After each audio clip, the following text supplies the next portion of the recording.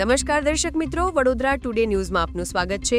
વડોદરા શહેર police કમિશનરના prohibition અને જુગારની પ્રવૃત્તિઓ નાબૂદ કરવાના આદેશોને પગલે કપુરાઈ પોલીસ સ્ટેશનની ટીમે ગણનાપાત્ર જુગાર કેસ શોધી કાઢ્યો છે.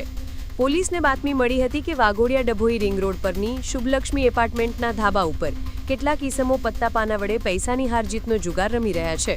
આ માહિતીના આધારે પોલીસે રેડ કરી કુલ 8 ઈસમોને સ્થળ પરથી પકડી પાડ્યા હતા.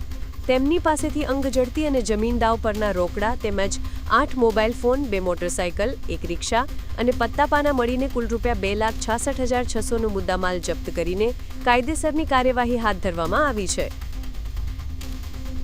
આવા જ તમામ લેટેસ્ટ અપડેટ માટે જોતા રહો વડોદરા ટુડે ન્યૂઝ.